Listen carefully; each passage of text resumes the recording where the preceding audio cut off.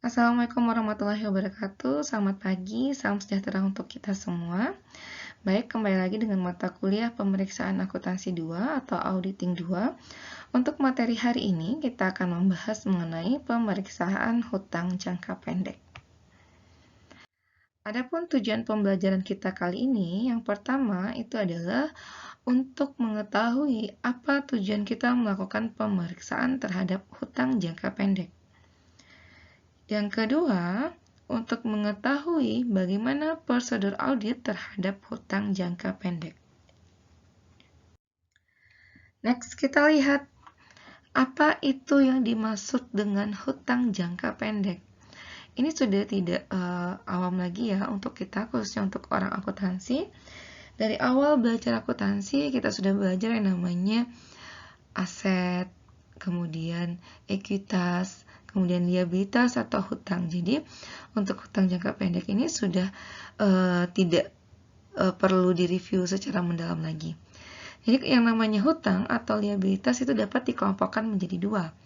Yang pertama hutang jangka pendek, yang kedua itu adalah hutang jangka panjang. Di mana hutang itu sendiri timbul akibat kejadian di masa lalu atau kewajiban dari kejadian di masa lalu yang harus kita bayar di kemudian hari.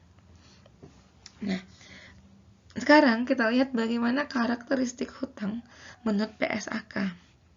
Yang pertama, itu dikatakan sebagai kewajiban akibat kejadian masa lalu. Yang kedua, menyelesaikan liabilitas itu dalam siklus operasi normal. Ya. Jadi kita dapat menyelesaikan yang namanya hutang jangka pendek ini dalam siklus operasi normal. Yang ketiga, jangka waktunya 12 bulan. Jadi, dapat kita simpulkan bahwa hutang jangka pendek ini adalah kewajiban akibat kejadian masa lalu, di mana kita harus menyelesaikannya dalam siklus operasi normal.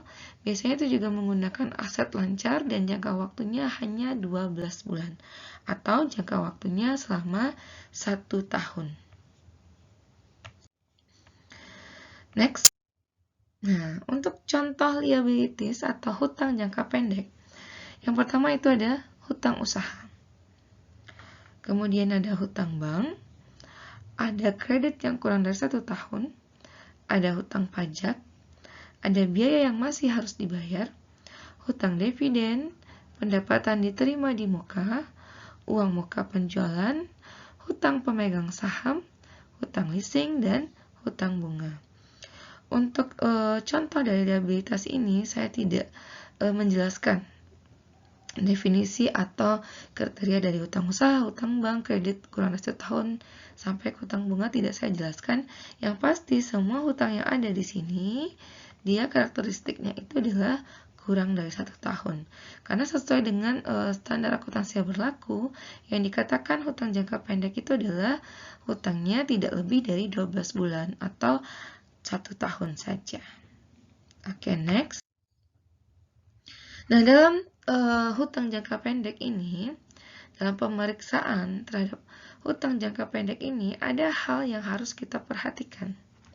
Yang pertama kita perhatikan di sini adalah perusahaan mencatat kewajiban lebih rendah dari seharusnya. Kita perhatikan, apakah perusahaan yang kita periksa ini mencatat kewajibannya lebih rendah dari keadaan sebenarnya. Karena tidak sedikit biasanya perusahaan itu sengaja untuk membuat hutangnya lebih rendah supaya labanya terlihat besar. Jadi pada laporan keuangan performance-nya itu meningkat jika pemasukannya tinggi, kewajibannya rendah, maka labanya tinggi. Jadi kalau laba tinggi, pembaca atau pengguna laporan keuangan menganggap bahwa perusahaan itu bagus. Nah, kita harus teliti apakah dia sengaja mencatat lebih rendah atau memang benar adanya kewajibannya sebesar itu. Dan adapun tujuan kenapa perusahaan mencatat lebih rendah adalah agar labanya terlihat besar. Nah, untuk memperhatikan ini atau untuk rincinya ini, langkah yang kita lakukan adalah Searching of unrecorded liabilities, artinya kita periksa catatan sesudah tanggal pemeriksaan posisi keuangan. Ya, kita lakukan cara memeriksa pembayaran sesudah tanggal laporan posisi keuangan. Yang kedua, hal yang harus kita perhatikan adalah account payable versus accrued expense.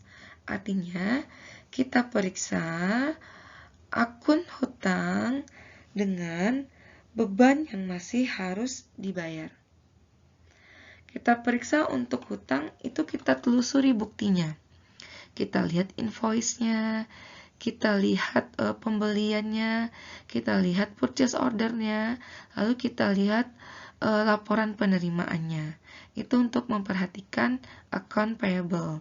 Sementara untuk memperhatikan accrued expense, kita lakukan atau kita lihat bagaimana perhitungan tahun sebelumnya. Karena accrued expense ini dicatat berdasarkan estimasi, sehingga jumlahnya kurang pasti dibandingkan dengan account payable. Jadi untuk sebagai acuan kita, perlu kita lihat bagaimana perhitungan tahun sebelumnya. Jadi kita ketika melakukan pemeriksaan, jangan langsung percaya dengan angka yang disajikan pada posisi keuangan. Kita perhatikan yang paling penting 2 poin ini. Ya, kita perhatikan kewajibannya apakah catat lebih rendah atau tidak. Kemudian kita lihat bagaimana penyajian akun hutangnya, kita telusuri ke invoice-nya, ke purchase requisition, kemudian ke purchase order dan receiving report atau pada laporan penerimaan. Lalu kita lihat juga bagaimana terhadap beban yang masih harus dibayarkan. Oke, next. Adapun tujuan pemeriksaan, yang pertama itu adalah untuk melihat bagaimana internal kontrol terhadap perusahaan tersebut. Kita lihat apakah internal kontrolnya itu lemah atau tidak. Karena kejadian yang terjadi di perusahaan itu kuncinya salah satunya ada pada internal kontrol.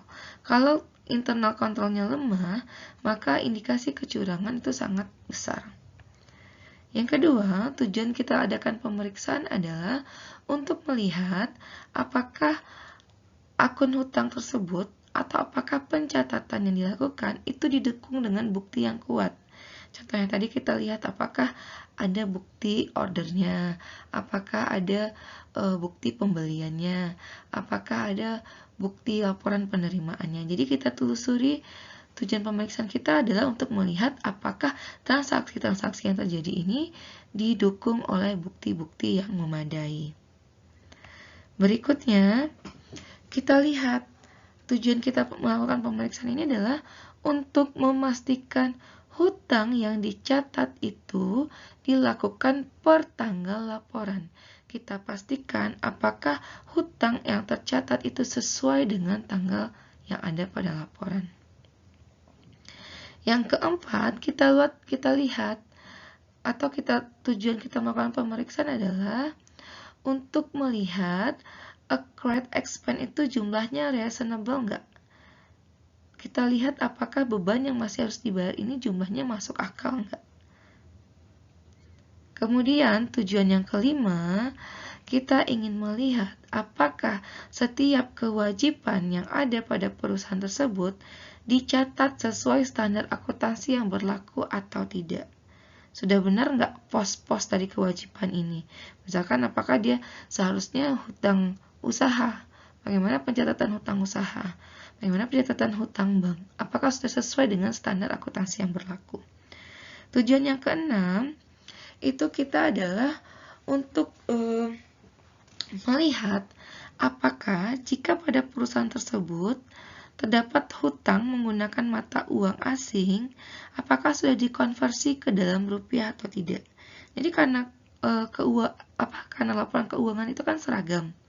Kalau dia menggunakan kita, kan perusahaan kita bukan gini ya. Karena perusahaan kita ini menyajikan laporan keuangan skalanya nasional, jadi itu konversinya terhadap negara kita. Jadi kalaupun kita menggunakan hutang terhadap mata uang asing, kita wajib melakukan konversi ke dalam nilai rupiah.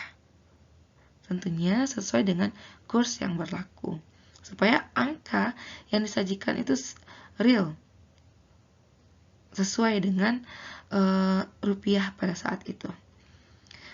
Tujuan yang ketujuh itu adalah untuk melihat bagaimana biaya bunga dan bunga terhutang sudah dicatat. Apakah biaya bunga itu dimasukkan atau tidak? Apakah bunga terhutang sudah dicatat atau belum? Jadi kita melakukan pemeriksaan itu kita tidak hanya hutangnya saja, namun akibat dari hutang tersebut juga harus kita telusuri. Karena kalau yang namanya hutang itu biasanya disertai dengan bunga. Apakah sudah benar kita melakukan pencatatnya atau belum? Yang kedelapan, kita lihat atau kita pastikan apakah biaya bunga ini benar terjadi dan dijadikan sebagai beban. Ya. Jadi jangan salah memasukkan akun biaya bunga ini. Akun biaya bunga ini akan dijadikan sebagai beban. Yang berikutnya, perjanjian, kita lihat apakah perjanjian kredit ini telah dipenuhi. Berarti kita di sini akan menelusuri kontrak perjanjian. Apakah perjanjian kredit ini sesuai nggak dengan karakteristik kita? Kan kita lakukan pemeriksaan terhadap hutang jangka pendek. Kita lihat perjanjian kreditnya apakah dapat dikategorikan terhadap hutang jangka pendek atau tidak. Yang terakhir, kita lihat apakah penyajian akun hutang pada laporan keuangan itu sudah sesuai dengan standar akuntansi keuangan yang berlaku. Oke, jadi ada 10 tujuan kita melakukan pemeriksaan terhadap hutang jangka pendek. Selanjutnya, kita lihat bagaimana langkah atau prosedur audit terhadap hutang jangka pendek. Yang pertama, itu kita pelajari dan evaluasi internal control. Caranya bagaimana? Yang pertama itu kita bisa melakukan dengan cara kuesioner atau wawancara terhadap pihak manajemen dengan item-item pertanyaan yang menyangkut dengan internal control. Atau prosedur audit terhadap evaluasi internal control ini dapat kita lakukan dengan melihat apakah adanya pemisahan tugas setiap manajemen tersebut. Misalkan untuk yang mengorder barang, yang menerima barang, ataukah itu hanya dilakukan oleh satu orang saja atau tidak. Yang kedua, kita lihat apakah dia gunakan formulir bernomor cetak atau tidak. Ya, kalau kita gunakan formulir bernomor cetak, itu kita dapat mengetahui urutan, misalkan formulir pertama itu digunakan untuk melakukan pembelian mesin misalnya, pembelian yang pertama kita lakukan untuk melakukan pembelian secara kredit. Kemudian kita juga lihat adakah di situ sistem otorisasinya, bagaimana sistem otorisasinya. Apakah ketika mereka melakukan transaksi itu diketahui oleh siapa saja? Ya. Siapa saja yang mengetahuinya. Itu dari situ kita dapat melihat apakah internal kontrolnya itu berjalan dengan baik atau tidak. Kalau semuanya dihandle oleh satu orang, dapat dikatakan bahwa internal kontrolnya tidak baik. Tapi jika ada otorisasi dan pemisahan tugas, itu sudah mengarah kepada internal kontrol yang baik. Prosedur yang kedua, kita minta perincian hutang jangka pendek dan kita lakukan voting. Voting tahu ya? Kan kita sudah lihat hutang jangka pendek yang disajikan pada laporan keuangannya. Lalu kita mintalah rinciannya ini apa saja. Apa saja hutang jangka pendek yang include dalam laporan keuangan ini. Lalu kita lakukan voting terhadap laporan tersebut. Prosedur yang ketiga, kita cocokkan saldo supplier dengan kartu pembantu hutang. Ya. Cocokkan saldo yang ada pada supplier dengan kartu pembantu hutang yang kita punya. Apakah terdapat perbedaan atau tidak? pencocokan ini sangat penting dilakukan karena tidak jarang mereka salah atau salah dalam melakukan pencatatan. Jadi untuk memastikannya, kita lakukan pencocokannya supaya kita yakini bahwa angka yang disajikan itu benar. Berikutnya kita periksa perhitungan matematis dari dokumen-dokumen yang berkaitan dengan hutang jangka pendek. Kita lihat perhitungannya. Misalkan disajikan di situ hutangnya sekian, bunganya sekian dari pokok, kemudian jangka waktunya 12 bulan.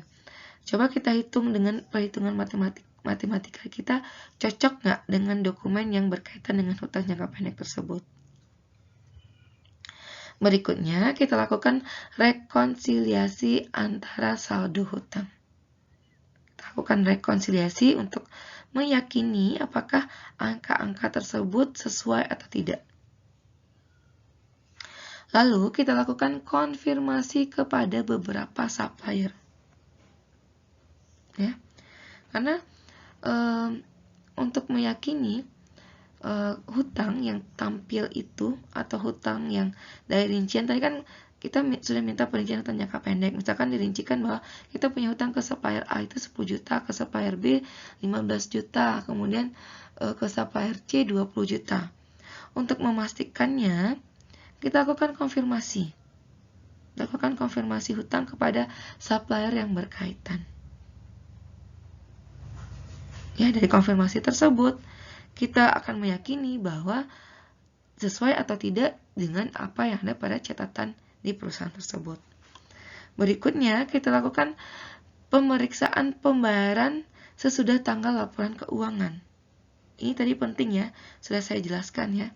Ini untuk meyakini kita apakah laba yang dimunculkan itu real adanya. Apakah laba yang disajikan itu tadi markup atau tidak. Makanya kita perlu melakukan pemeriksaan pembayaran sesudah tanggal laporan keuangan. Langkah berikutnya, kita kirim konfirmasi ke bank untuk hutang di bank. Jika perusahaan tersebut memiliki hutang pada bank, maka kita kirimkanlah surat konfirmasi kepada pihak bank.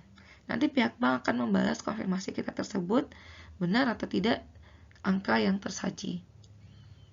Lalu, prosedur yang berikutnya, kita kirim konfirmasi jika kita ada hutang dari pemegang saham, direksi, atau perusahaan afiliasi yang harus dilunasi dalam 1 tahun. Jadi kita perhatikan apakah dia memiliki hutang jangka pendek terhadap pemegang saham, direksi, atau perusahaan afiliasi. Jika ada, jangan lupa untuk mengirimkan surat konfirmasi hutang. Langkah berikutnya, jika perusahaan memiliki hutang leasing, kita periksa standar akuntansi terhadap sewa. Sesuaikah atau tidak dengan yang dipraktekkan oleh perusahaan tersebut? Langkah berikutnya, kita periksa perhitungan dan pembayaran bunga untuk memastikan kita apakah rincian terhadap bunga dan pembayaran yang dilakukan terhadap bunga terhadap hutang jangka pendek ini sudah dilakukan sesuai dengan perjanjian atau sesuai dengan perhitungan yang sudah ada. Berikutnya kita telusuri jika ada saldo debit dari hutang usaha. Kenapa bisa muncul saldo debitnya? Kenapa saldo debitnya berjumlah sekian? Kita telusuri. Ini jika ada ya. Berikutnya, jika ada uang muka penjualan per tanggal laporan keuangan, maka kita periksa bukti-bukti pendukungnya. Jika tidak ada bukti pendukung, ini akan diberi tanda tanya. Kenapa bisa muncul uang muka penjualan tetapi tidak ada bukti pendukungnya? Apakah ini fiktif atau real atau tidak? Selanjutnya, kita periksa jika ada bagian kredit jangka panjang yang jatuh tempo pada 1 tahun yang akan datang. Jadi kita lakukan pemeriksaan terhadap hutang jangka panjang yang jatuh tempo pada tahun berikutnya. Next, kita lakukan pemeriksaan apakah jika kita memiliki hutang dalam bentuk uang asing sudah dikonversi ke dalam rupiah. Ya, jadi sangat wajib ya, hutang dengan mata uang asing ini harus dikonversi ke rupiah. Berikutnya, untuk utang PPh 21 dan PPN, apakah sudah dilunasi pada periode berikutnya? Kita lihat ya, kan tadi contoh dari diabetes ini hutang pajak termasuk kan, karena dia tidak lewat dari 1 tahun. Kita lihat apakah sudah dilunasi atau belum. Berikutnya kita periksa dasar perhitungan dari accurate expense. Kita lihat dasar perhitungan terhadap beban yang masih harus dibayarkan. Benar atau tidak perhitungan yang dilakukan? Sesuai standar atau tidak? Prosedur berikutnya, kita periksa notulen rapat direksi pemegang saham dan perjanjian yang dibuat perusahaan dengan pihak ketiga. Sesuaikah apa yang disajikan itu dengan notulen rapat direksi, atau sesuaikah sesuaikah hutang itu dengan perjanjian terhadap pihak ketiga? Yang berikutnya atau yang terakhir, kita kirim konfirmasi kepada penasehat hukum perusahaan. Apakah aturan-aturan terhadap hutang ini sesuai atau tidak? Yang terakhir, kita periksa apakah penyajian hutang jangka pendek di laporan keuangan sudah sesuai dengan standar akuntansi keuangan atau SAK etap atau PSAK atau IFRS yang berlaku. Kita sesuaikan apakah sudah sesuai atau belum. Nah, jadi kira-kira itulah rangkaian atau prosedur audit yang harus kita lakukan terhadap pemeriksaan hutang jangka pendek.